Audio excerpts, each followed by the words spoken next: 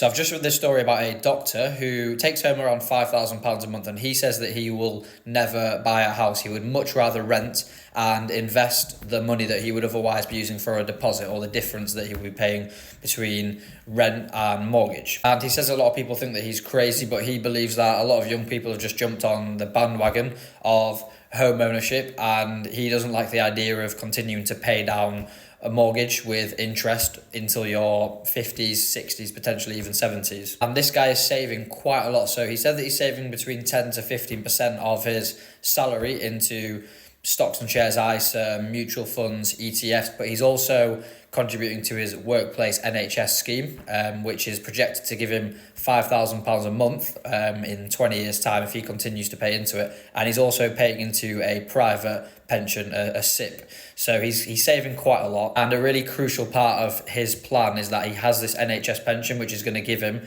a guaranteed income for life when that eventually kicks in, which if he keeps paying into it over the next 20 years, that'll pay him £5,000 a month, regardless of investment returns. And there's something really important that needs to be mentioned here, because if you do decide that you want to rent for life and you don't want to own your own home, then you're going to need to consider the fact that your rent is going to continue indefinitely throughout your life, because people who get a mortgage, typically you'll set it in line that it will be paid off either by retirement or hopefully before retirement, and your expenditure is going to reduce significantly in retirement. Whereas if you are going to rent for your whole life, then you are going to need to make sure that you've got enough in your pension and your investments to keep those rent payments, those bills going throughout that whole retirement. So you're going to have to save a lot more. And there is always a lot of debate in the financial world of, well, should I rent or should I buy? And this isn't a story about renting being wrong, but in this guy's scenario, he has a very strong level of guaranteed income that's going to come in retirement.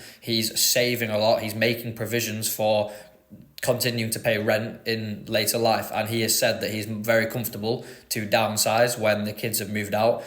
He will downsize and get a 1 or 2 bedroom house with his partner, and he's got a clear plan here. But the thing that I'm trying to say here is that it's really important that you have a plan, and that if you do want to rent for your whole life, that you've got the provision to be able to continue to do that when you do eventually stop working. But as always, this is not financial advice, it's education only, and I would always recommend speaking to a qualified professional, speaking to a financial advisor when making any investment decisions and trying to build out a roadmap for your life. But if you got any value from this video, then drop me a follow, and thank you for watching.